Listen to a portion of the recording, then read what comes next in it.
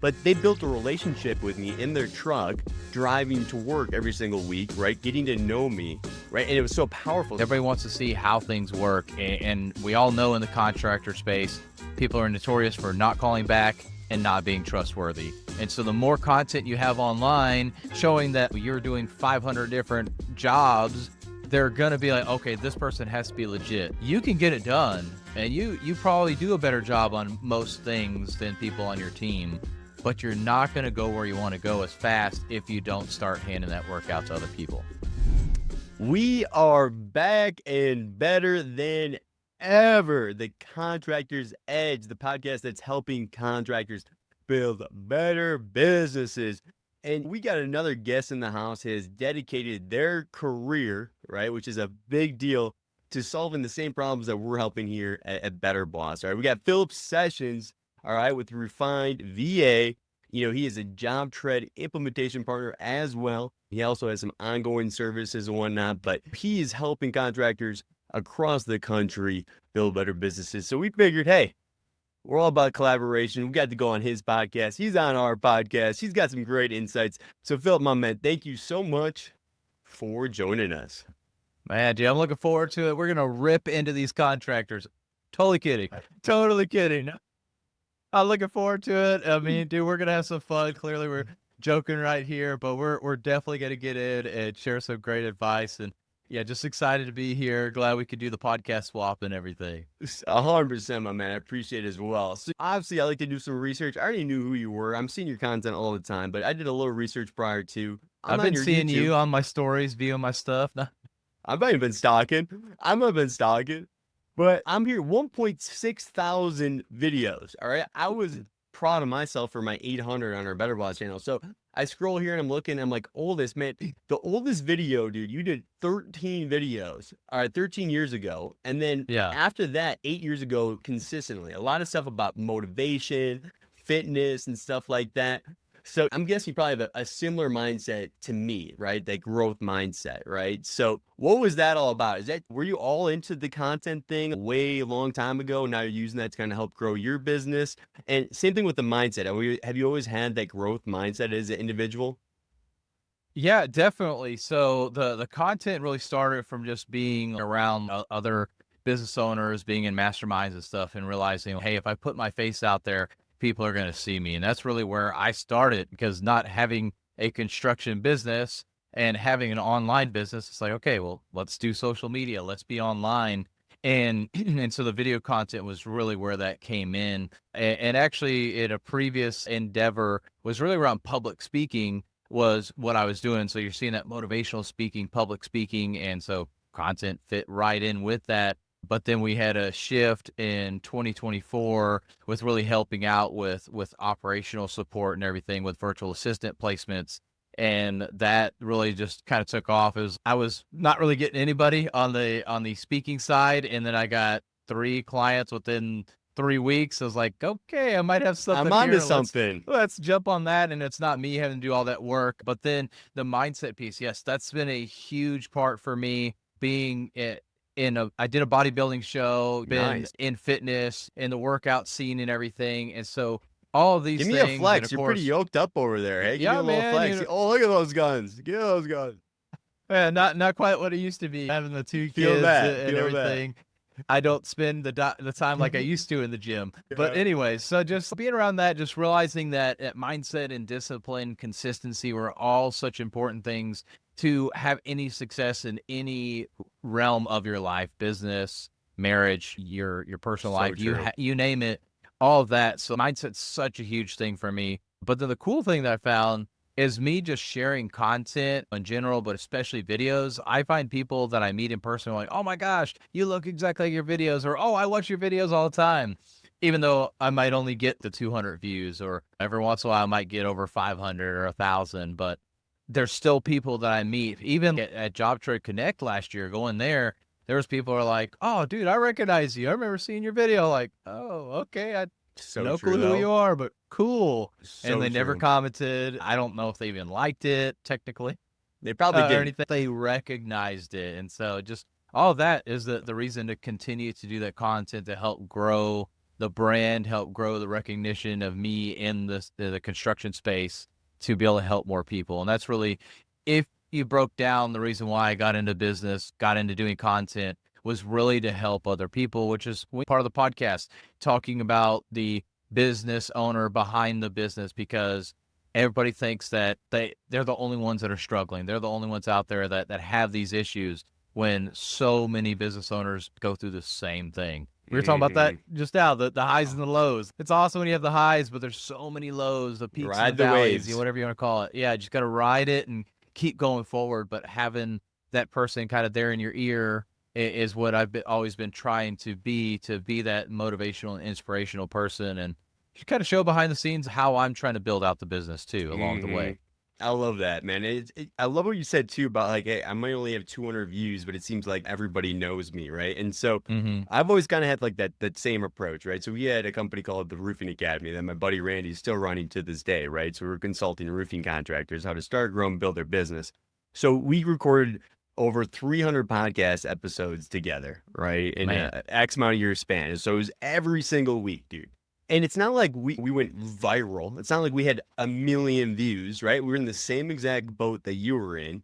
But I'd go to a roofing conference, and I used to start every single podcast with "We Are Live." That's why I do "We're Back and Better Than Ever" now, right? So it used to be "We Are Live" because we didn't have Facebook Live. This was way back when. And so people come up to me at the conference, and they say, "We are live." And I'd be like, what the heck? But they built a relationship with me in their truck, driving to work every single week, right? Getting to know me, right? And it was so powerful. So even though I didn't go viral, right? I built a relationship that changed everything once it became the sales environment. Because once they sat down with me, it was just like, oh, yeah, I already know you. Let's game on. Let's do this thing, right? And then I had a stretch here like a year ago. I went viral on these meme videos, right? I'd get like 4 million views in like a week. I got zero business from it. Yeah. Zero. It did absolutely nothing, right? So it's all about the right ears and the right listeners. So about these contractors, because I think that's an area, then we'll dive more into kind of you and kind of what we got going on there. But do you have any tips on the content game, right? I think a lot of contractors struggle with social media. Personally, I think they're overthinking it and they just got to do it. But what do you think?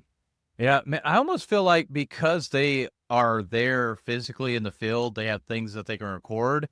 It's Unlike almost us. easier. Yeah, unlike us, like we're literally sitting in an office. So like now I've got to go find a way to not be in the office or be creative. Like how many times can I sit here and put a phone next to me at recording me? Oh, I'm on the computer. Oh, I'm working. I'm building out a JobTread system, or I'm It's like talking a to a screen client. recording, Like, dude. really? Like Yeah, exactly. tutorials. Yeah, exactly. Yeah. It's like, okay, so you could do like the screen recordings, which are great, but there's so many different varying things. And to me, the tip that I would give, before and after, is huge right there. One very easy thing, but I think everybody does that. But just showing like educational pieces, like, hey, here's just different things on the job site that you're working on. Like, hey, here's how we install this. Hey, you should think about using this kind of material instead of that kind of material, especially if it's a good, better, best situation. And talk about why those things are better for whatever reason. So when they come to you about wanting to get that, maybe that good option, and you start talking to them about the better option.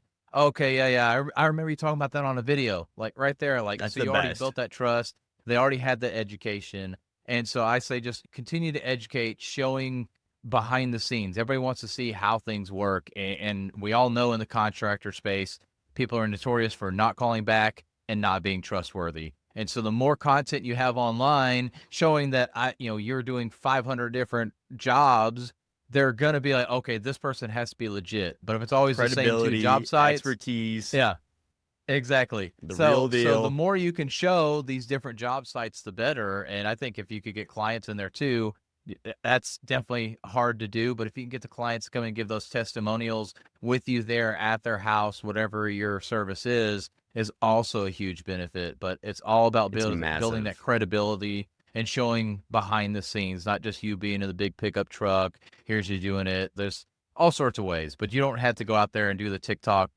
shakes and everything. All those do TikTok well dances. though. It seems like I mean, it's hilarious watching them. I always wonder if it actually grows their business though. Like for me, my biggest thing is like, make sure your clients are putting value back in their business, right? So pour yourself into your client, into their project. And then it's like any kind of before and afters, any kind of video testimonial, any kind of review, right? Anything you can kind of Mm-hmm. put in like case studies or portfolios and stuff like that, where it's like, this is our ideal client and look at what they're saying, right? And so now when you Yeah. go pitch that ideal client, you're showing them exactly what they need to see to show that you know what you're doing and you're the right contractor for them, right? Yeah, exactly. And another unlock there too is like, what are those objections that you're getting besides just pricing? But even pricing, like, talk about that some. Like, hey, this Up front. look at this. Like, I just went to Home Depot and here's like, look at all this cost here. So they're seeing, oh my gosh, like, yeah, you just had to go get that equipment and that cost you $1,000 because it broke on the job site. Like, wow. So now they're all automatically in their mind, like, wow, this might be a little bit more pricey than I thought, because I thought he just picked up a couple screwdrivers and did everything. Like, no, we're Yeah, talking about right. thousands upon thousands of dollars in equipment. But any other kind of objections as well, like maybe Labor somebody who only. wants to have, yeah, like, what's your labor gonna look like? Are you gonna tear up my yard? Are you gonna tear up Yeah. my house? Like, am I gonna be able to use my house? And doing pieces around that. So talking to your sales team about what objections or questions, even not even just objections, but questions that they have on those sales consultations, and then you answer those in the marketing. And that makes your Hmm. sales so much easier, because like, okay, you've answered all my questions. I just want to know what the number is essentially now. And then you make sure you're going to provide me value, or you're going to be able to do the service for me. And then, all right, let's sign. It Yeah, becomes it's so so much true. easier. And That's why that's happened the for me. relationship is so ironic of just like sales and Hmm. marketing, right? Sometimes they get mad at each other, but it's like when they go well, I notice, Yeah. dude, my sales close rate will go up like literally 20 to 30% if I'm doing well at marketing. Because I think I'm better at Yeah. marketing than I am at sales. But the thing is if I handle all those objections up front, like you're saying, Hmm. making sure that everywhere they look, that it's like credibility, expertise, blah, blah, blah. All of a sudden, you don't have to be as good at sales to be able to close more deals, right? So Oh, it's yeah. huge, man. So I wanted to ask you here, right? So obviously with you, right? You said, hey, I went into construction, decided to go here. What was your process of getting into this space that you're doing now? Like, were you first interested in VAs? Was it operations? Was it construction first? And how did that all kind of blend together to get what you have now with refined VAs helping contractors all over? Yeah, man. So it was really on the VA side. So really helping out with more like admin, social media type stuff. But then it morphed into construction because of getting some recommendations from some coaches in the construction space, saying like, dude, you should check They out need this. JobTread and everything. They need this. But what I found was that when I got into JobTread was the fact that, like, okay, they do need somebody to support them on the operations side, and not necessarily social media. So we've kind of gotten rid of the social media piece, but we still do like the VA placements, dedicated specialists for them. But we noticed that as well, that they were like, I don't know what I don't know about JobTread, along with I don't know how to manage somebody. So it's like, okay, let's morph the business to actually help out with building out that system, but then also helping manage these people as well. Because I mean, we did have turnover because people are like, Hmm. oh, I want a VA, and they thought this was great. And it's like, okay, but you still have to train them up in your systems and how you do things. They can't just hit the ground running. And they're like, oh, I thought they knew what to do. I'm like,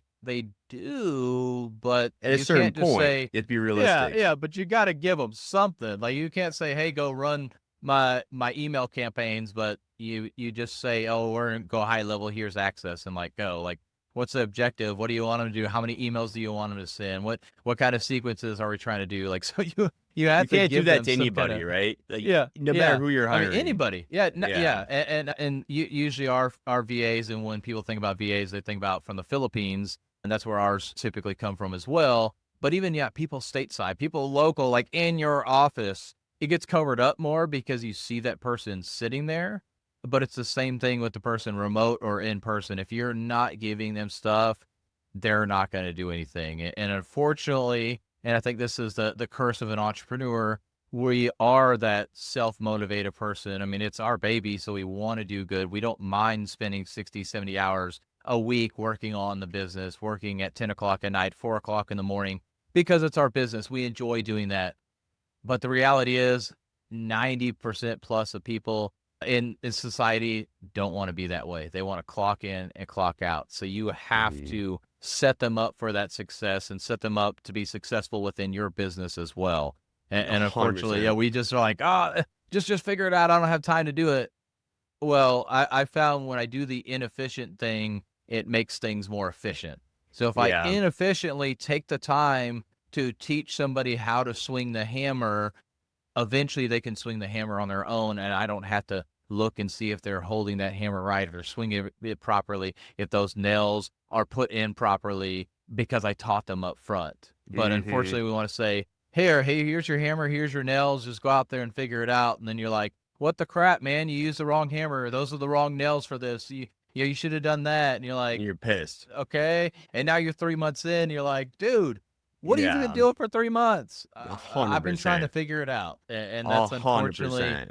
where a lot of entrepreneurs are at. So that's, again, kind of why the business morphed. And I'll say this, I've been there, right? Where it's like, I'll be up 8, 9 o'clock doing all nighter sometimes in the beginning, right? Where it's like, I'm doing everything, right?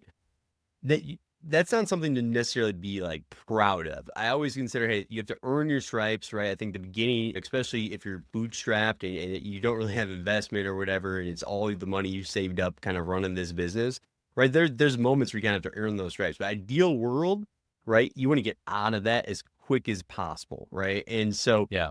otherwise it's not sustainable, all right? And so for me, I always look at it like when I'm a CEO or a leader, it's like I got a hockey puck, right? And I'm basically just the facilitator, right? It's like pass the puck, right? Pass the puck, right? And just teeing everybody up for success to have a chance to score a goal, right? And that is the best world you can live in, right? Now, training, of course, onboarding, all that stuff is part of the piece of the puzzle to allow you to get to that point, right? Where you're just flowing, right? Now, when it comes to VAs, right? And because I think it's a great opportunity, right? I don't care if you're using VAs, if you're hiring other people, if you're using automations, AI, all this stuff is fantastic, right? So I want to make sure people know how to maximize VAs. Like when it comes to training a VA, right? What's like the most essential pieces? Is it just having SOPs? Like tell me how to make sure I don't mess this up and blame them for me not being prepared.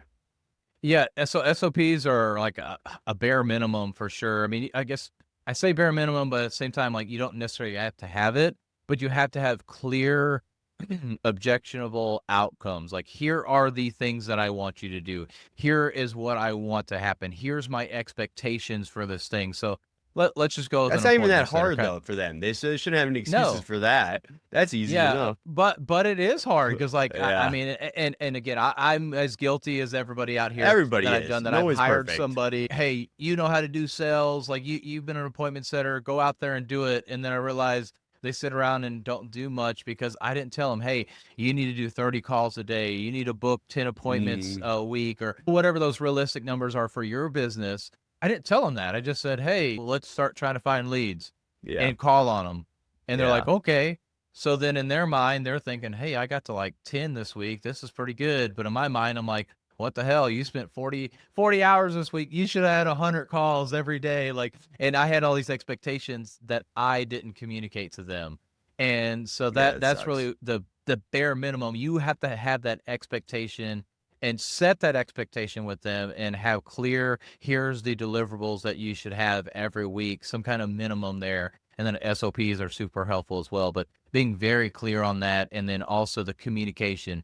When do you want them to communicate? Do you want them to communicate with you daily? Should they tell you when they're blocked on something? Should they go try and figure it out? What steps should they take? So trying to help them understand what that communication is as well, especially if you're working with people from the Philippines. In that culture, their culture is you don't tell the boss anything. Like I could say, hey, you need to call 10 appointments or 10 people a day, but you can't use the phone. They'd be like, okay. And they would sit there and not do it. They wouldn't say, well, how am I supposed to call if I can't use the phone? They would literally just say, 100%. okay. And unfortunately, that's the culture over there. So you have to make sure that you give them the guidelines of what to do, because again, in that culture, they truly respect authority. Not like the States, where the States like, hey, we don't care. Like, hey, I need something, I'm going to go directly at person on it. I don't care if I skipped three chains in the leadership rung or anything like that. I need that information. I'm going to do it. They'll sit back and won't do Does it that mean because we're that's not more their culture. rude? Does that mean we're more rude, or does that mean just our hustle culture is just like we gotta freaking go, go, go? Yeah, You know what I mean? Skipping those rungs, right? It's one of those weird situations, kind of. Yeah, it's more. I mean, it depends on the situation, right? But I Yeah. would say that's more just our culture, because even with Germans as well, you Yeah. don't go above the next person. Like otherwise, that means you're escalating. Something's going on, and again, if it's like, "Hey, you were rude to me," I'm going to tell your boss's boss about that. Like, whoa, like it's a big ordeal, and it's like, no, he wanted me to inform him when something like this happened. So it's like it's just a cultural thing. So it's not necessarily Yeah. rude. It's just that they, especially, I mean, Germans are very notorious for following the rules, but that's just kind of the rules in their culture, and the Filipino culture as well is like, this is how things are done. Yeah. And I mean, my team's talked all the time. They're like, dude, you're such a great boss. Like my boss, when I messed up in the past, they would just sit there and talk down to me and say I'm terrible and withhold wages and all this stuff. And I'm like, we all make mistakes. Like, Yeah. let's just work through it. Like, let's have the conversation. What happened? How can we not do this again and move on? But again, that culture, that's how it is. You don't talk up to the boss or talk back, because even saying, questioning, well, how am I supposed to do phone calls if I can't use the phone? They're not supposed to do that in their culture. Yeah. That's So crazy. That's one thing. It's yeah, like, it is crazy. I love with the JobTread community is like there's users all over the Oh yeah, world too. So they're yeah. global, right? So it's a fun community all over the world already, right? So there's really no difference when you're looking at the VA game, because there's already users in countries all over the world, right? And Hmm. so that's one of the coolest things. So I want to kind of talk about this, right? Because VAs is always something it's been interesting to me. So I love that you guys are having a lot of success there. Let's like look at like a perfect situation where you're looking at the VA, and I'm kind of gonna set the tone because I think this is my idea, the general in the beginning. Is I'm guessing you guys use some kind of like audit, right, with their current operations. It's about making sure that they're foundationally sound, making whatever Hmm. adjustments and optimization. And then is it kind of like placing in the VA completely after that? And then it's like assigning them certain things to do? Like, what does that look like perfectly? Because I think a lot of contractors could benefit not only at the optimization, but ongoing stuff too. Yeah, yeah. So something that we've had to learn, because at first it's like, okay, look, you're so busy. Let's go ahead and just get you in there, like get somebody in to help support you on things like estimates, change orders, going in and calling on vendors and subs to make sure they're going to be there on time, following up on any bills. So there's like a plethora of things that basically back office support, if you will, that we But their could office do, wasn't set up. Their back but office their wasn't set. office wasn't set Yeah. up. So it's like, okay, so they want help with estimates, but they have no estimate templates Yeah. inside of JobTread. So now it's like, okay, you're trying to find every little thing. And Yeah. now the VA is spending all this time, and estimates aren't getting done, and there's questions back and forth. So we did put like that hard stop, like, okay, estimate templates at a minimum have to be done. If that's not Yeah. set up, if your estimating process is not set up in JobTread, we have to get that done first before we can support you. After that, obviously, dashboards are nice, workflows are nice to have. Having this structure is Yep. great, but you have to at The least have that. Yeah. So fundamentals, right? The bare yeah, bones yeah. to do the jobs that we need to do and the tasks that are assigned for sure. Exactly. And so Yeah. what I always suggest as well, which I mean, really with any business, you should have, in a small business, obviously everybody's wearing multiple hats, but you should have like, this is my main hat I wear, and then maybe I have some second, third, fourth, 20th hats that I wear as well, but these are the main ones that I wear. And so that's what we always recommend as well. But we do onboarding, like, hey, here's the VA, here's the plan of what they're going to do, here's the types of tasks that they can do, and then they start working with that VA directly, communicating with them. If they need to get myself or my operations manager involved because of escalation, or they feel like there's that language barrier going on, then we'll have that conversation. But on the back end as well, we're always interacting with the VAs, asking how things are going, trying to check in with the client as well to get feedback, because communication is the number one route to everything going wrong. And so we Mhm. always want to make sure that things are being communicated properly and help understand what's going on there. But I guess before that, we also know, come in, what are your needs? What's the biggest bottleneck? And then we make sure that we get somebody that has that experience more so in that. So estimating tends to be one of the popular ones, or on the other side, really The kind art of of the helping out with estimate. follow-ups. Yeah, making sure that invoices are going out on time, they're actually getting paid and everything. So Yeah. we can cover all of that. I mean, even doing site permitting, calling to get those things in place and Emails. everything. Yeah, emails. So yeah, I yeah, think just even handle having all like those an things. admin assistant, dude. If you could use Hmm. like a VA as like an admin assistant, I feel like that would be huge, right? Yeah. Like I have somebody that helps me with all of like just my emails and everything like that. And dude, it's definitely saved my sanity, right? Like you Yeah. can Oh get yeah. so much time back that you wouldn't think. So, so you Yeah. know what I mean? So it's like that stuff can make such an impact. Hmm. So Oh, when as you're well. I mean, it's funny. It feels so stupid, but I know I've gotten with one of my EA as well, where I'm like, hey, I take like a screenshot of like a message where somebody said, let's do a call together. I'm like, hey, can you put this on my calendar?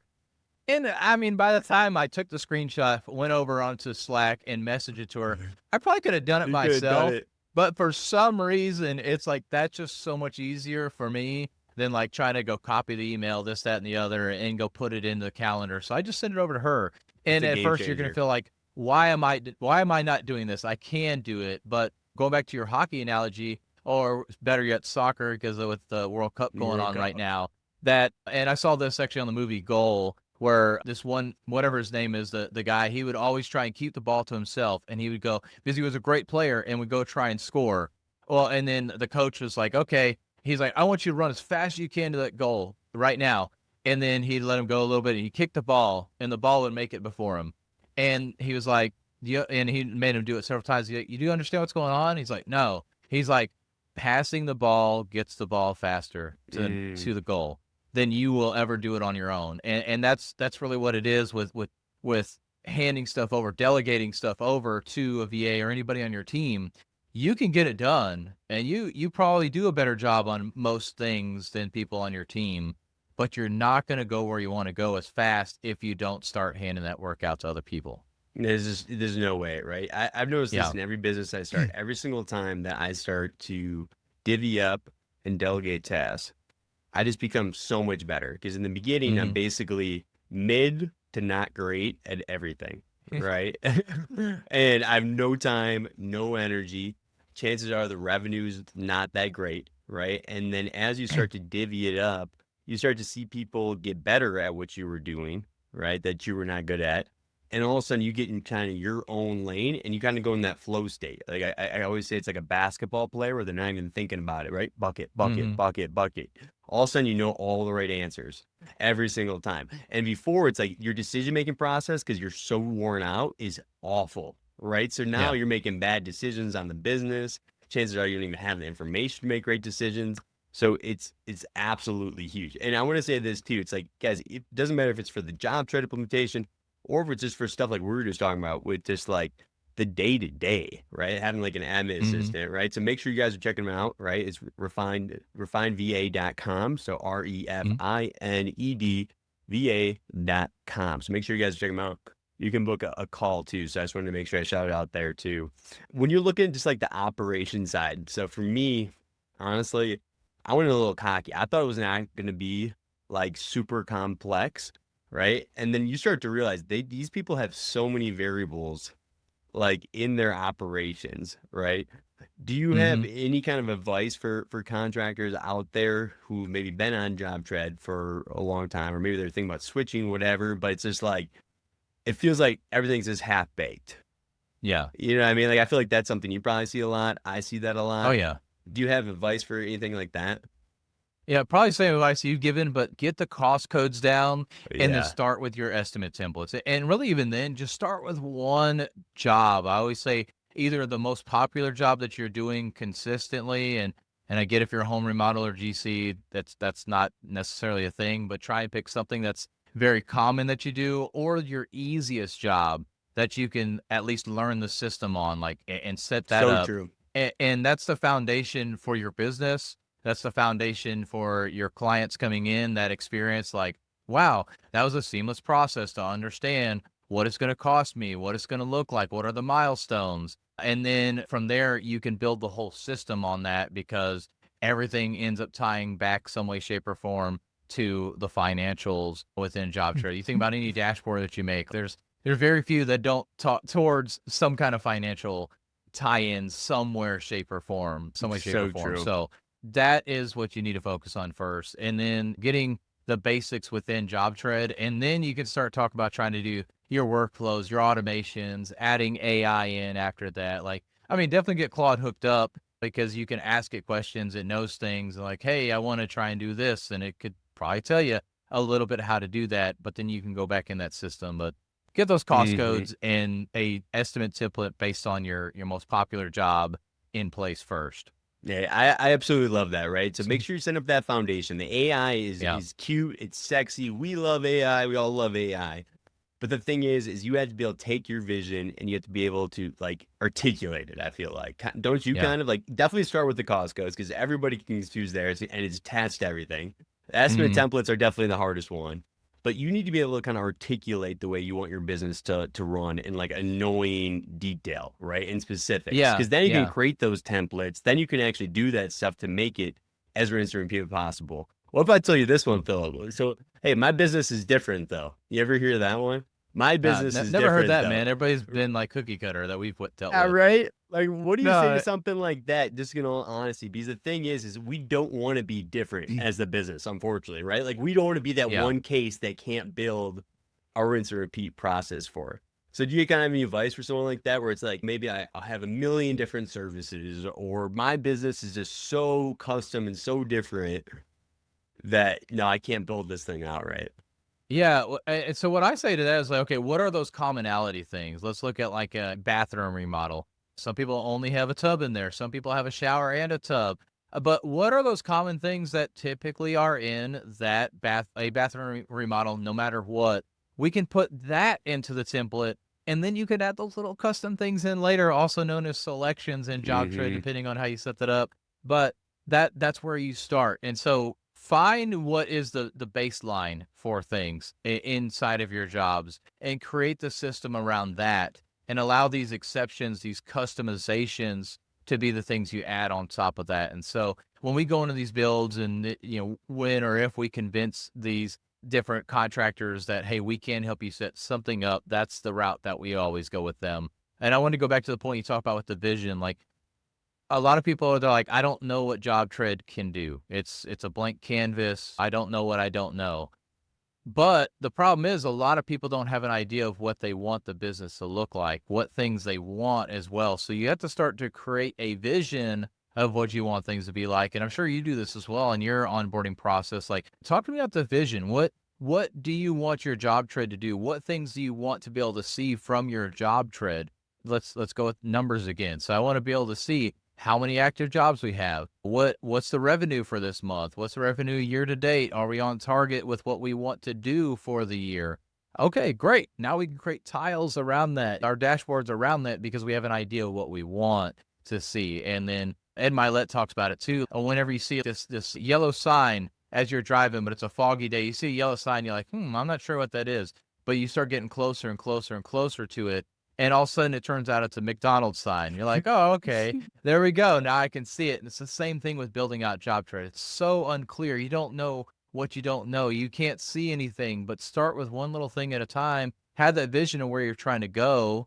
And eventually you'll be able to see the forest and the trees. I love that analogy.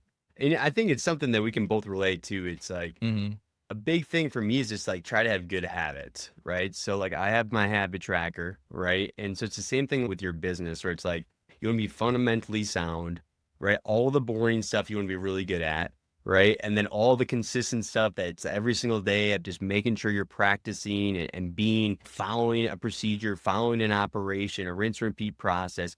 Right. It really comes down to all like the boring, mundane, fundamental stuff. The Tim Duncans, the big fundamental that wins championship, right? Over here, you got mindset over motivation, right? It's one of those things where you got to act before you're motivated, right? And so it's like, for me, it really just starts with that, right? Like, and then that seeps all into your business. Or when you talked about one of the VAs being like, oh, thanks for so much for not like yelling at me and like blah, blah, blah. The thing is there are owners, there are leaders, right? And I've done it before where it's like, I shouldn't have reacted that way, right? Where you react negatively or you bring in the stress, all that stuff, you're setting the tone. Right? Like you're setting the tone. That's trickling down to everybody. Now everyone's whiny. Everybody's all this, right? So it's like, just be strong fundamentally, right? On all the things you're doing, whether it's your operations, whether it's leadership, anything like that. And I think that's a great trait. It's like, don't go out and try to be great, right? Don't try to be the best in the world at everything. It's just like, be so damn good at the boring stuff. Yeah. Right. Yeah, I mean, it goes back to the marketing we talked about at the beginning. Like when you're known for that one thing, you get really good at that one thing, you get more business with that. With that certain thing. There was actually at JobTread Connect, one of the guys was like, he always took on the bathroom jobs. I don't know if it was like tiling, but it was something specific like with the bathrooms. And like in his local market, he became the bathroom guy. He's like, dude, I do like 20 other things as well. It might not be that many, but he did several other services for home remodeling, but he was the bathroom guy. And he leveraged that. He's like, all right, yeah, I'm the bathroom guy. I love bathrooms. I And freaking love and that, he dude. would get so many jobs because of that. But then on the other side, like we talk about with the business, like you can create systems and processes because you know about bathrooms, you know about kitchens, you know about roofs. But if you're trying to do siding, roofs, kitchens, baths, you Too name it, much. all these things, it becomes so much. And now you're not the expert.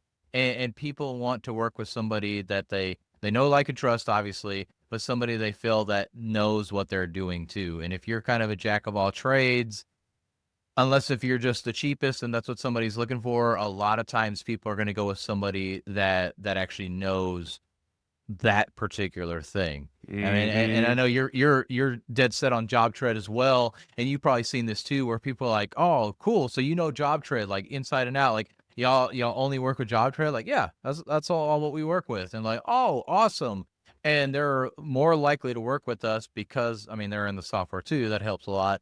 But they're like, you just do JobTread, so you must know everything. But if it's like, oh yeah, but we also work with Builder Trend 100%. and Procore and this Jobber, da da da da da.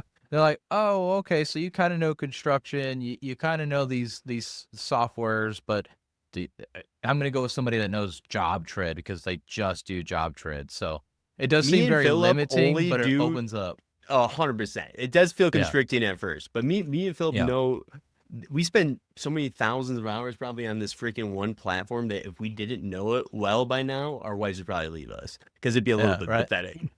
Right, so hopefully Exactly. And we we're know and by we're now. committed, man. We already have kids with them and everything. Yeah, But that's exactly, how like exactly. they're cutthroat. Yeah, be like, we don't want no bum. We don't want no bum.